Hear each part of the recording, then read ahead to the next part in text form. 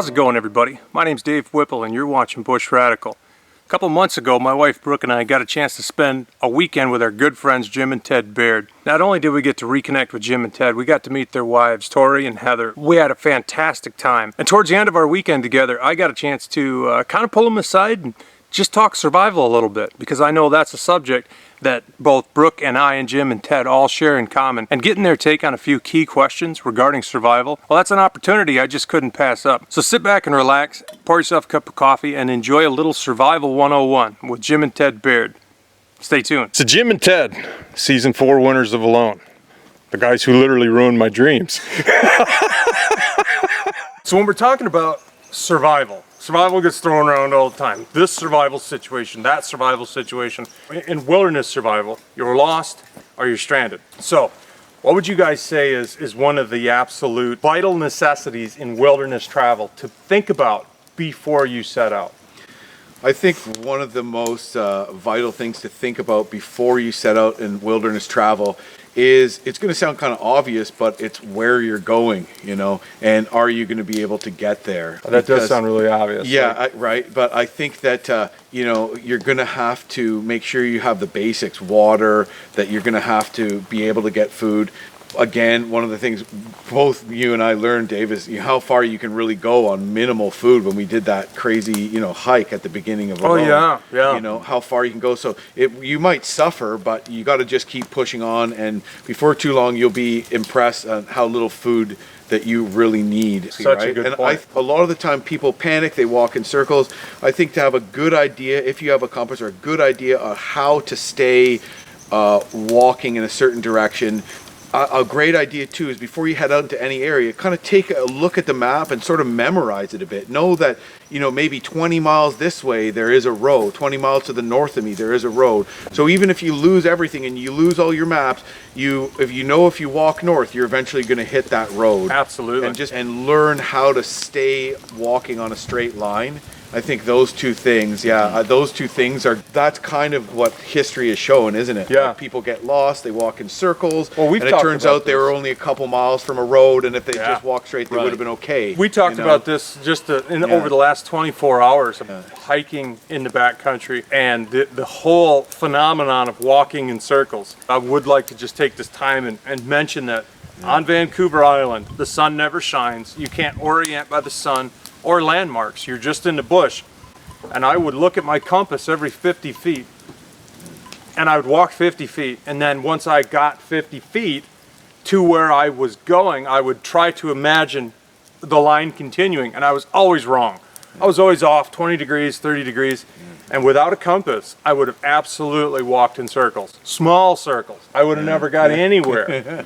So the idea of walking a straight line is it's tough when everything looks the same, right? And when you're in that dense bush and things look the same, it's hard for anybody, no matter how, you know, talented or how much experience you have, to stay on that line. So you can use other things, but having a compass on you is a lifesaver. You know, if you get lost, if you get stranded, you know what I mean? And I think that if you did find yourself without a compass, I mean, stranger things have happened. If you found yourself totally lost, coming back to what Jim said to begin with, if before you're in there you have at least taken the time to be like, I'm going to be in this general vicinity, you've looked at a map and you orient yourself even in a broader spectrum of, okay, what if I was here with nothing? All the rivers tend to flow to here, and you know, those rivers or creeks are leading to somewhere where there might be people, so maybe you can follow downstream to get to somewhere where there might be help. Or, you know, the sun does rise in the east, set in the west. Hopefully, you know, if you can see the sun, that's something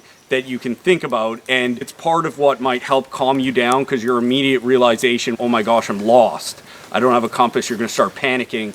And you can't rush and take things quickly. Once you don't have food, you can't race anymore. And as we all learned on Alone, your days aren't as full. You can't get as far because you'll suffer now that you've run into bad weather and you haven't taken the time to get warm, or you haven't taken the time to try to find some food or find water, and you're going to sacrifice your body. So you got to try to stay clear-headed and remind yourself of these things to get rid of some of that anxiety and panic. It's easier said than done, though. It is. Oh yeah, no problem. First day calm. It's like, It is. no, it's like really not that easy when everything, Right. you know, goes to crap. You really got to sit there and think, right? Right, Yeah. right. Yeah. No, but those are some of the things that will help you navigate a little bit if for whatever reason you found yourself in an extreme situation, you didn't have a compass, but definitely you want to head out there with these type of tools. Now, to break this down to like a survival 101 type of thing that everyone would be interested in and find interesting. If you're going to put together a survival kit that has 5 things in it, what are those 5 things?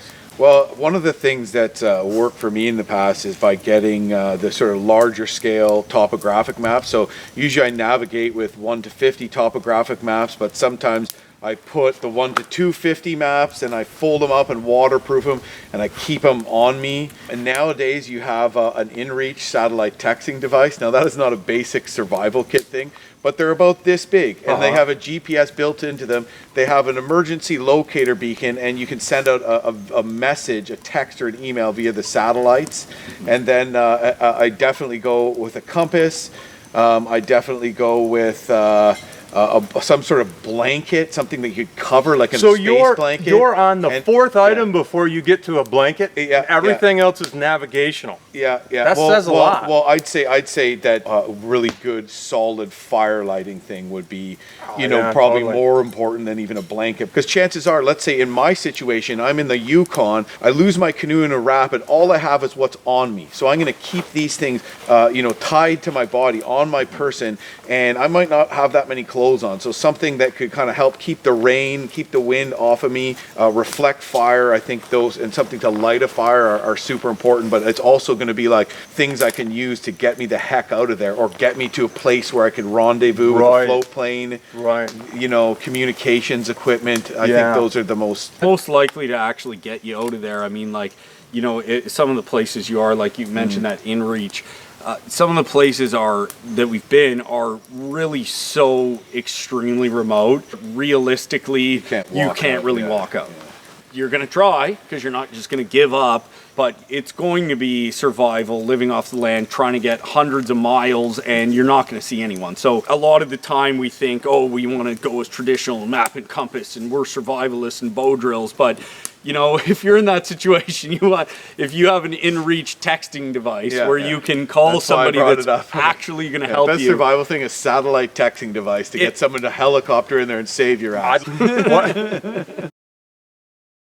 So much of survival in books and on YouTube and whatnot talks about food, survival fishing, survival trapping. From a calorie standpoint, Brooke and I went 49 days. I went in at 236 pounds, the weight Muhammad Ali was when he retired, and I left at 193, the weight Muhammad Ali was when he was in the Olympics. So you're talking heavyweight boxing weight over 7 weeks and never dropping into light heavyweight weight. So food is not your number one concern. You notice these guys didn't talk anything about food, not about trapping or snaring or anything like that, because it's not going to be your biggest issue. Being warm, finding your way out, fire, those things are way more important than food. So when you're studying survival, all the food gathering stuff is great, and it's definitely going to be a big mental boost, but you can live a long time on hardly anything to eat. First thing is going to be more important is water. And a lot of these things, there's these survival foods we learn about, like the cambium, inner tree bark, or these kind of things. If done right, they can keep you alive a little longer. But a huge misconception is that you can go out there and survive and live in the woods off this stuff. Yeah. It is not going to keep you going. You're going to die eventually. Yeah, like eating leaves or hemlock needles or tree bark is not something that's really going to be able to sustain you over any serious length of time. You need a huge amount of food. So when we're looking at this, most situations, we have to be real that we're not going to be able to just go out and thrive in the woods. We need to get out and we need to find help. And so those are the things that should be in your head. And then, of course, not succumbing to the elements in the meantime and trying to make rash decisions in that situation. And I think sitting there and thinking, okay, is it the best idea for me to walk out, or is it the best idea for me to stay put or potentially go somewhere where a search party can see me from the air and potentially a float plane to land. You know, those situations are going to matter specifically. A lot of people say stay put. Some people say I don't need to. Another it's reason going to why be you want specific to your location, and that's where the first step is staying calm and thinking. And that's why you want to tell people where you're going before you go. Yeah. Be like, I'm going to be in this area. I'll be along this river, and someone knows, and you haven't returned. And then you stay to that, say, that river or wherever it is, so that when they do look for you, they're not just looking for a needle in a haystack. Those are really key things, because a lot of the time you hear these people getting lost, and they just went out on a hunting party, and one guy kind of got lost, and then they walked off in whatever direction, and the search party has no idea where to look. And you know, so sometimes it does make sense to stay put. You want to try to stay in your general vicinity where those people you've told will know where to look for you. You talked about the misconception people have of going out in the woods and thriving. I hear that, you know, not surviving or thriving. If you read Sidney Huntington's books, he lived to be nearly 100 years old. He was raised amongst Athabascans. The Athabascan people were in some of the harshest possible conditions, and they were always facing starvation. It was always this far away. Some of the ultimate bushcraft masters, if you want to look at it that way, they weren't thriving. They were literally struggling for life all the time, and they knew how to operate in that country, and they were proficient in fishing and hunting and all of these things, but they weren't thriving. Like, you know, I think it's kind of a misconception, you know, people do starve to death in the woods. Even people that know what they're doing. Absolutely. Because we've all had that experience where we go out and, you know, we catch a ton of fish and where everything's going perfectly, and we're like, man, we could just kill it out here, but it's not always like that. Don't look at me and like it that won't the next last month. like that, and it's not going to be like that next time. It can be feast or famine. Yeah, you know, and you also need a lot more than you think you do, because you are burning a lot of calories when you're out there. And just because you be like, oh, I ate 2 fish today, you think that's enough, but you know, you realize a month from then that wasn't enough, and you've actually lost 30 pounds. Yeah. You can lose 30. You can be out for a long time without a lot of food, but once you're depleted, things go downhill so quickly, and you just can't stay out under those conditions. So you're not going to starve to death if you're lost for a week, but you're not going to be doing good in a month when you drop 40 pounds, and everything is really compounded. It'll be over pretty fast at that point. And I'd say too, Dave, to the question you asked, is the first thing you want to do is think of a worst case scenario before you get out and plan for that, right? People say, like, hope for the best, plan for the worst, or whatever, right? So I think, what could happen? What could go wrong? How am I going to deal with that situation? Before you go out, already have a game plan for a worst case scenario. Carry the things that you're going to need to deal with that when it comes. That's very, very good advice. Yeah, thanks, just think about the biggest crap show you can think of. And then Yeah. say, okay, I want to have this because it's probably going to be that way at some point. And that's why just having a look at a map and kind of memorizing that, you know, 30 clicks through the bush this way, there's an old mine, and there's probably a trail out of there. You know, these kinds. So even if you have nothing, you could probably get there.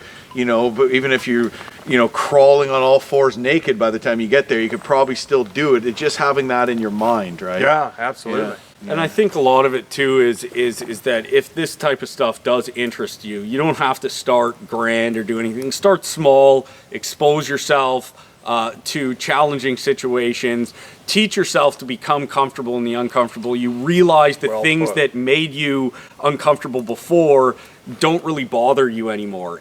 A lot of it is in our head. The same way an athlete trains to become physically strong, there's a huge mental discipline that comes with that, and the same thing happens here. And you know, you can have the best skills to light a bow drill fire or whatever, but if you haven't been soaked, freezing cold, exhausted, have almost no food, and then need to do all these things to get through the day, mentally you won't be there. You won't be able to do it, and you might give up. So it only comes with practice and experience and time doing these things. We didn't start just paddling an Arctic river. You know, we started small, close to home, and we learned the skills, and then we were able to do that, and that led us to be able to do so well on a loan, even though we hadn't gone in there being like, we're bushcrafting survivalists, but we needed to learn those skills because of the situation we put ourselves in, and we'd become comfortable in uncomfortable situations. Start small, and you don't have to, climb Mount Everest day one. Well said. One of the things I always thought was fascinating the first time Brooke and I watched Alone is to think, how do these people who have been here 3, 4, 5 weeks, how do they look at things? Because they've got a completely different perspective of what it's like than someone who only thinks about it, who reads about it, who says, oh, I'd love to go out in the woods for 2 weeks. It would be awesome. The people that have been out there 3, 4, 5 weeks, they look at it completely different. And I really wanted that perspective of being alone in the woods for that amount of time. I get this comment all the time. People talk about they want to get on Alone because they want to learn what that's like. And I try to always think of telling people, go out for a weekend by yourself and just experience what it feels like to be alone for a day, for 2 days, and how slow things get, and how you just fall into a different routine, and it's all about getting food and getting water and getting set up for bad weather and for a night where it's dark for 12 hours and you've got nothing to do. So what would you tell people who want to experience what that's like to be alone in the woods? What advice would you give folk that want that but are probably never going to get the opportunity to be on Alone? I'd say, you don't have to be on Alone to necessarily have a good chunk of that experience, because so much of what being on Alone was, it wasn't really about the show. It was about really what it teaches you, which was all kinds of things that I learned to see differently. And I'd say go out there, bring your basic things, and plan on being in somewhere that it's not going to be too hard to get out of. Bring your fishing line and hook, snare wire, whatever's legal, and go out there and see what it's like to try to live like that. Plan 2 days, maybe 2 nights, and then get out. And that would probably give you a pretty good idea of the challenges that you'll face for what might be a couple months, almost 3 months being on a show like Alone. Yeah, I remember my first time doing that, and we went into this backcountry lake, and we were just going to live off fish and berries, but there was no boat there. Well, there used to be a boat there, but the boat was gone, and that made us fish from shore in the dense bush, and we ended up catching hardly anything, and we're splitting like one fish between 4 people, and we're starving. Totally different than what you thought. Yeah, exactly. Right. It doesn't always turn out to be what you think it's going to be like. That's the other thing that I thought was really interesting is there's so much focus on survival kit, and it gets so technical. People are like, well, I would take this version of this item in this particular configuration, when in fact a lot of times when you take the kit you think you're going to use out into the woods for 3 weeks, you find there's items that are completely valueless. And for instance, Brooke and I took a cooking pan, and the idea was we're going to have a 2-quart pot, and we're going to do hot tea and stuff in that. So we've always got hot liquid, and we're going to cook in something that's separate. So we're going to keep cooking and drinking separate.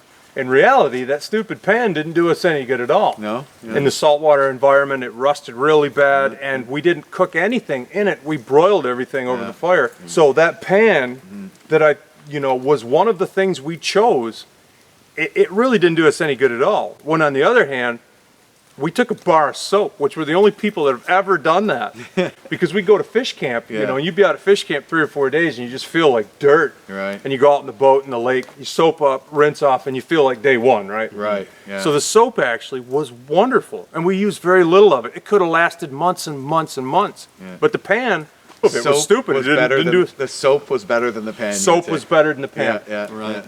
If we had it to do again, we'd take 2 2-quart pots. So you got hot liquids in one and like a soup always going in another. Right. The pan, it was like a catch-all. We'd put, like something you'd put your car keys in if you had car keys. We put our ferro rod in it and like some shavings and stuff. It kind of corrected our thinking of what we would take in a kit, because you find out what's really useful. And towards the end, like the bow saw and the axe, the colder it got, the more wood we were going through, and it's like, if we break this bow saw, we're screwed. Totally. Yeah. If we break the axe handle, we're screwed. Yeah. And those 2 items became just so important, and the importance on them was exponentially getting they became more of a key thing. It's like if we break them.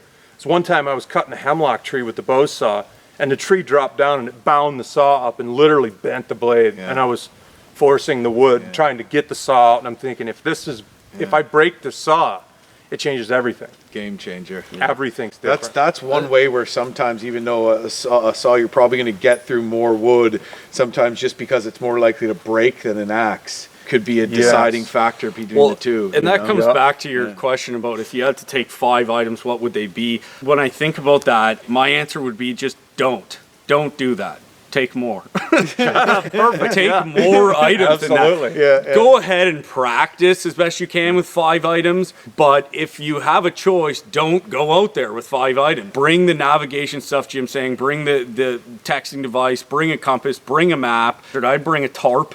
Because building a shelter every day is not something you want to be doing. You want to get out of the rain. I had a knife and a pot because something you can boil water in because you don't want to get sick. A metal water bottle. Something like that. Nice absolutely. But don't bring only 5 things. I think we get hung up on that, being like, we got to survive with as little as possible. And why? I mean, one of the things that we bump into when you go to the far north with the Inuit is they think the more gear the better, as long as you can bring it. Of course, they have snowmobiles and dog teams pulling it all. They do, but high-powered rifles, scopes. Absolutely. But as long as you can bring it, I mean, it's gonna. Some things you might find that you don't. But need in a situation for example, I'm up in the Yukon. I run this rapid that I misjudge. I dump.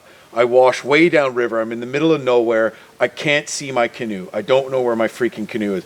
All my outfits in the canoe, I can only realistically carry on me my basic survival things. That's where a good survival kit comes in, right? And so one thing that you realize, and this kind of goes back to what you were talking about too, is just how much, staying calm and just trusting in your own abilities.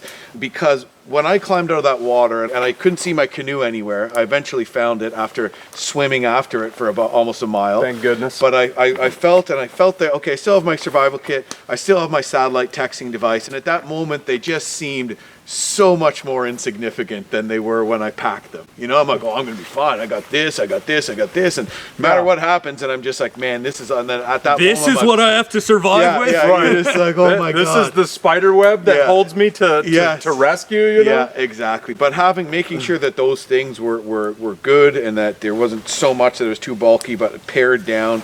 I mean, that probably would have been the difference to life and death. Like if I had no way to make a fire that wasn't easy. I mean, I could have made a friction fire, but that could have been, I could have died. In there, you probably had other things, though. You probably had maybe some fishing line, maybe a couple lures. Well, I would have been eating. The other thing is one of the things I did on a lone hike is when I fished, I didn't catch anything, and I wasted a lot of time not traveling to where I was. How I sustained myself, and this is what I would have done if I had to walk out to the North Canal Road if I had lost my canoes. I would have just been like a bear. Every time I saw a berry patch, I would have sat down and ate berries for half an hour. Yeah, and that's what I did on a lone too. I just gathered mushrooms as I passed, and then I cooked them and eat them at night, and then eat them in the morning. And so you're gonna have some, probably depends on the time of year, but some sort of wild edible that you can kind of eat on the way, which might make more sense than trying to set snares. If you're trying to walk out from point A to point B, you're not going to have time to sit around and hope you catch something in your snares, right? Absolutely. Yeah. And to go off of what Ted said about having a lot of gear too. Yeah. If you want to get that alone experience, we're talking about, going out for a couple, 3 days, somewhere where you can get yourself out of, take everything you think you would ever want, and then within a few days, pretty soon you'll figure out that some things are really important, some things aren't. Yeah, when you were talking about your GPS satellite unit seeming, you're like, oh, I'm good as gold because I got this. And then when you need it, you're like, oh, crap. Yeah, this is not as significant as this I thought. Is not as... The body will be at this waypoint. Exactly. Hit a pin, and that's where they'll find you. Yeah, right. Yeah, I thought that before when I took my son pike fishing several years ago. And I just threw the pistol in the dry bag, right? I got just a 22 long rifle, and I'm like, well, it's something. Yeah. 3 o'clock in the morning when we're on an island that always has a bear on it. I'm thinking, I should have brought something else because it's just me and the kid and my 22. It's not going to do too much against a grizz. Just like it's just like the GPS, you know. Yeah. It seems great in the light of day when you're well fed and warm. Yeah. And then when you're actually in a spot where you might have to use it, Yeah. like the GPS, it's like, man, I wish I had something more significant, because this Exactly. doesn't feel that big. Well, and a Exactly, lot yeah, of it too is like I said, we've all kind of gone out and we've been in a good situation where we maybe built a shelter and caught a bunch of fish, and you kind of in your head, the nostalgia, you think, well, I could do this, but you know, turn that into a month, turn that into 3 months. Like all of a sudden you realize that no, this is not something you want to be doing. I think right? also And one of the biggest things that I learned from to what you guys are saying from alone is that you know, you look in the survival books, and the survival books tell you all these cool things you can do, and you know, so you look at them before we go on alone. Well, we'll build a boat, maybe we'll build another boat, we'll build this shelter. Which shelter you like better? Maybe we'll just build one of each, and you know, you know, you have all these plans of these things, and we're going to make a fish net and a crab trap,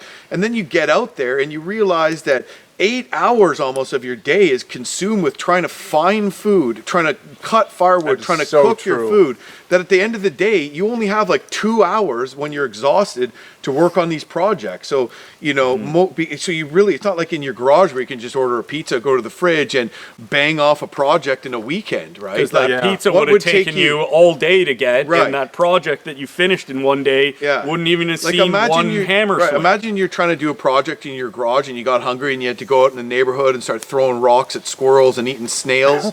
You know what I mean? Very It would good point. take you Very a good lot point. longer to do, and I think Then that's you something got to that start a fire Yeah. and cook your squirrel Yeah. and eat your squirrel and then go back. And to then every minute you put into that project where you're not doing the other thing, you're sacrificing your body in hopes that project is going to pay off. I think that's one of the huge things that we've, and including me, you know, before that experience taught me, and it's one of those misnomers that we've become detached from, because food is so much easier to get that we just totally take it for granted in our modern day society.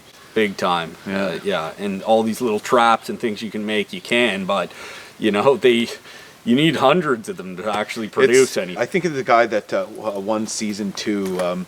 Who won season 2 Dave. again? Dave McIntyre. Dave McIntyre, yeah, it was McIntyre. So he said most people's survival ideas of what it's going to be like doesn't include going fishing all day and then having to come back to camp and eat your bait.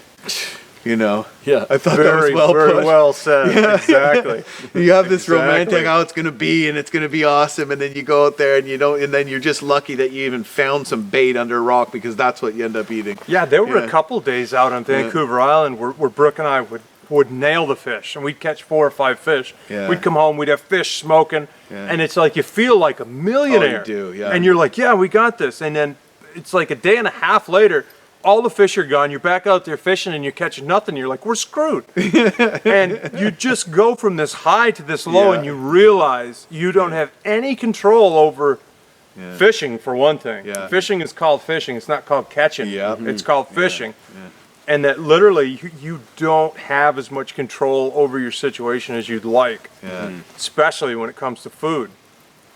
So it was definitely an eye-opener for us. You know, you think, we got 5 fish. Yeah. We're doing great. We catch 5 tomorrow, and we'll be 8 fish up. We'll just eat a little bit, and then pretty soon we'll have 20 fish. Yeah. And then by the end of the next day, you've ate the first 5. You didn't catch the other 5, which were hypothetical, and you're starving again. You're standing out there in the rain with a fishing line, going, "I'm dying here." And that's what it So really true. is like. It's not, you know, we're going to go out and catch another 5, and then the day after that, another 5. It just doesn't happen. It's surviving, not thriving.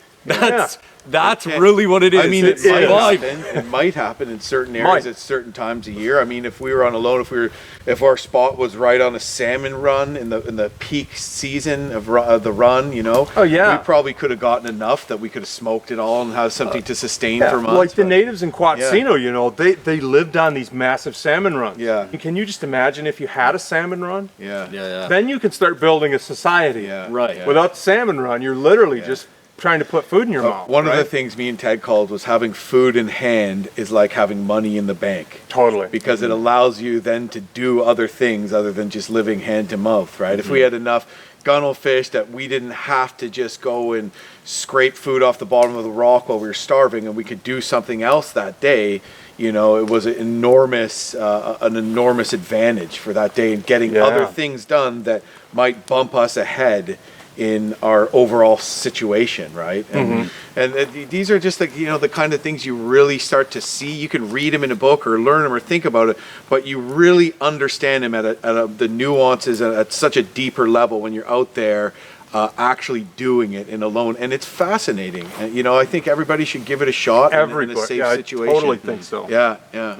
Survival has just grown. There's a hypothetical end of survival that is poisonous. Right. Where it's like, well, if I was in this condition, in this area with these tools, I would do this. Yeah. Well, what about the 6 days of rain that happens that you didn't plan for? When you're literally huddled under a tree because what if you're there's just trying to stay dry? Well, why don't you just Every eat this and this situation and will this, be right? unique. Yeah. Absolutely. That's the thing. Like our simulated one on loan was sort of like your boat was marooned or your plane crashed and you had 10 items and you gotta survive. Shipwreck right? scenario. A basically. shipwreck. Yeah. But someone else's might be. There's the show Naked and Afraid, and you think, how ridiculous is that? We actually had a couple of friends that went up into northern Ontario, and they were inexperienced, and they were doing a canoe trip. They thought, this next rapid is, we don't want to carry around this little trickle, but they didn't realize, because they didn't know that it was a class 5. They had nothing tied down, and they were nude tanning.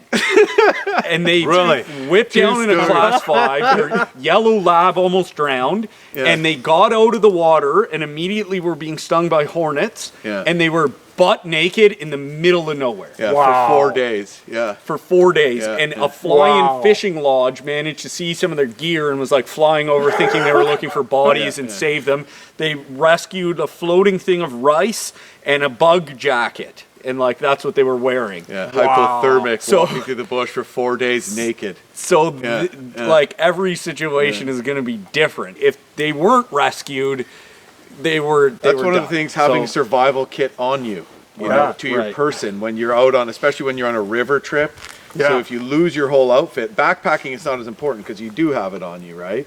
But if you're out there paddling a river that you never know, you're running rapids, you lose your canoe, it's really good in those kind of situations just to have some little something on you that with a compass and basic things, About this time Yeah. last year, I flipped a kayak in the Boardman River in Michigan, and it was literally 80 degrees out. This creek is 20 feet wide. It's 3 feet deep. It's a class 0. There's Yeah. nothing going on. Yeah. And I got my feet up on the kayak, and we're all having a good time and talking and whatnot. And this is a place where you never crosses your mind you're going to dump it. Yeah. Come around this nice little sharp corner, a little bit faster than the rest of the river. Rode up on a submerged stump and just tipped over the side. Poosh! 3 feet of water. I lost my cell phone, lost a set of glasses, and I'm like, you gotta be kidding me. Yeah. You gotta That's be happened, kidding. man. That's happened to us too. Yeah, and like Brooke and I were on a Yeah. canoe trip in Alaska one time, and we're just on a new section of a river we had paddled many times. We thought the takeout was in 3 hours. Turned out it was closer to 6 or 7. And about 1 hour into it, I was canoeing with a person I'd never canoed with before, who was a squirrel in the front. Yeah. And we ended up tipping the canoe, about 2 feet of water. Yeah. Same thing. It was like 80 degrees out. But by the time we made it to the takeout that we didn't know where it exactly was, Yeah. new section of river, I was hypothermic. Yeah. Nobody had a way to make a fire because it was the middle of summer. It was hot. It was a short trip Yeah. on a river that's not very remote. And I was hypothermic. Yeah, I mean, I was yeah. teeth chattering, couldn't function. By the time we got off the water, I was in really bad shape. And then the chill takes a long time to get back to warm again. when Very you're that much so. cold. Yeah, Very yeah. much so. I was absolutely, Yeah. I couldn't really function at all at Yeah, that point yeah. because I'd been freezing cold for hours and hours. Yeah. And very, very safe environment, you would think. For Alaska. Yeah. Maybe For Dave Whipple, maybe it's a safe maybe a environment. 2 mile walk. If you had a For compass, normal people, maybe not the safest. none but, of us had a compass, Yeah. but if we would have had a compass, Yeah. it would have been like maybe a mile, 2 mile walk Yeah. through the woods to the road, because the river kind of paralleled the road roughly. Yeah. But simple things like that change the dynamic 100%. Yeah, because if And- you just whatever, let's keep some basic survival things on. You could have pulled over, dried your stuff out by a drift pile, Yeah. jumped in, and Nobody went down. had a lighter. Yeah, Nobody had extra clothes Yeah, yeah. because it was a shallow river in the middle of summer, and it was an area that it was just a new section of the same boring river, quote unquote. if we would have missed it, because it was nearly dark Yeah. by the time we got to the takeout, or Yeah. dark for Alaska, you know. Right. If we'd have missed the takeout, it might have been another 7 hours to the next place you could have got out, and it would have been, it That probably would have could been a have serious been issue. real problem. Yeah. Yeah. So it's always something simple like that. But you know, these are the situations that you learn from. When you put yourself into these situations, you learn from them, so you don't happen. It doesn't happen again. But it also makes you realize that, you know what, I'm probably not going to die, and because this happened last time, and I'm better off than I was then. So I'm not going to panic. I'm going to think straight, and we're going to be okay, right? So it's about, don't go and throw yourself in a situation where you're putting yourself intentionally in danger and harm's way unprepared. Right. But you know, if you challenge yourself a little bit and you start to feel that worry, but you sit back, you think, you deal with it, and you're fine. It really is a great learning experience and a great confidence booster that will, you know, put you a step closer to being able to do something like alone. You know what I mean? Absolutely. Yeah. And then you also learn too where your wall could be. You know, maybe your wall gets further as you get better at things, but you also might know next time I'd better stop now, Yeah. or we'd better, Yes. you know, because if we go too far, it could get really dangerous. So And to bring it back to the 5 items, Yeah. I'm not exactly going to talk about 5 items, because that could be anything under the sun. But nowadays, for the last 20 years, anytime I went anywhere in the summertime in the backcountry, I took a Bic lighter and like a cable knit wool sweater, and a lot of times a scarf and a beanie. So if you're wet, if you're cold, at least you can sit under a tree in a scarf, in a sweater, and maybe have a little bit of a fire.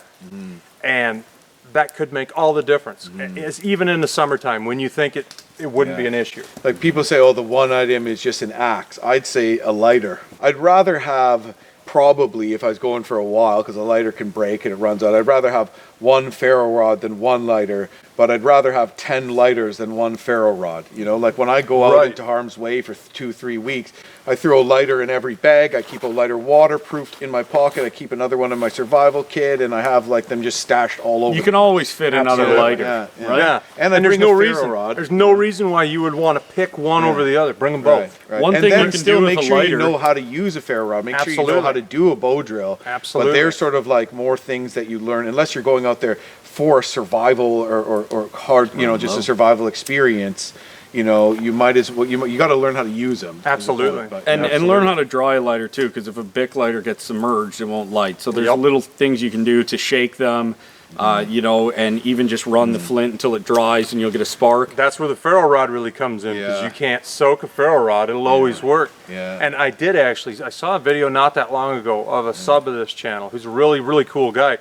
But he was in the backcountry with a ferro rod, and he wasn't used to using a ferro rod. And you can tell from the video.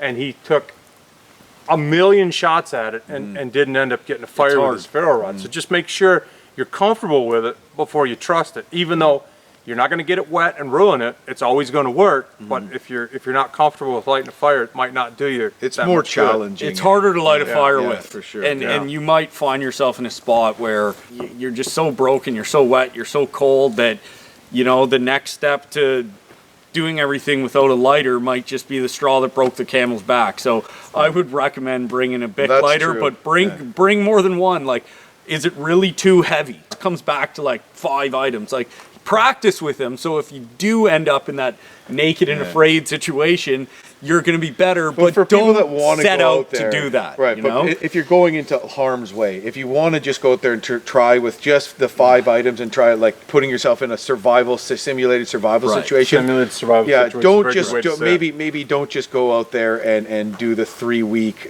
you know, remote trip in Alaska. You know what I mean? Right. Do something a little closer. If you're to going to home. do 3 weeks remote in Alaska, take everything that you could think of, and then the next time there's stuff you'll leave behind, but Yeah, there's stuff yeah. you'll take again. Well, Right. you can always Yeah. ditch something too. Like Absolutely. right? So like, You know what I did on Alone to get my first fire going? So What's that? Okay, so when I did the hiking period, they dropped us off, and all I could find was that usni or old man's beard moth, but it was too wet to start with the fire steel. Yeah. So I just put a bunch of it down, and I just like reamed on the fire steel so hard for so long that the sparks dried just it out? dried it out. And I was like, it's working. I'm just like, ah. And then after that, I always dried some out and kept it with my clothes, so I'd always have like a little bit of dry stuff. Yeah. But it was that first one was hard. and then I'd always like replenish and keep it dry after that. But, Absolutely. yeah, I think I wore about half of the thing down. Though. Yeah. I know old trappers in Alaska that will carry a little bottle of lighter fluid for like a Zippo. Yeah.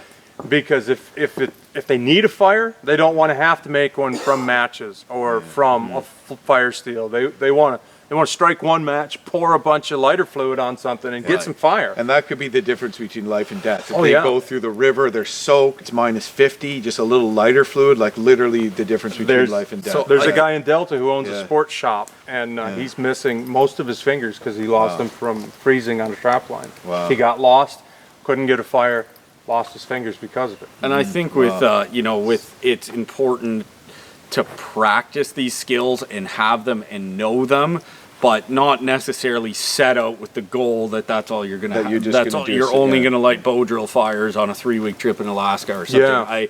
Yeah. And that's for me and Jim, our success on the Lone kind of came from that. We do these expeditions. We're putting ourselves in situations that are really dangerous, but we have modern gear with us.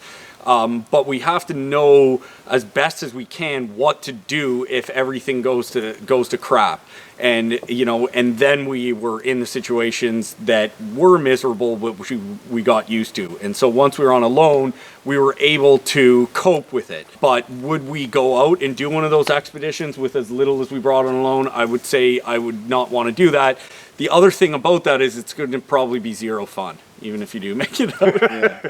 Yeah. So, anyway. I gotta have a pee. It'd be hard to edit that one. Huh? Yeah, but I didn't turn it on. I didn't love turn it on. What a fantastic time. Those guys not only are super fun to hang out with, they're an absolute wealth of knowledge when it comes to real world outdoor adventure and travel and survival. Don't forget to check out their channels on YouTube. That's Jim Baird, Adventurer, and Ted Baird. Thank you guys so much for coming along with us. My name's Dave Whipple, and you've been watching Bush Radical. Be radical, eh? Thanks, guys. See you soon.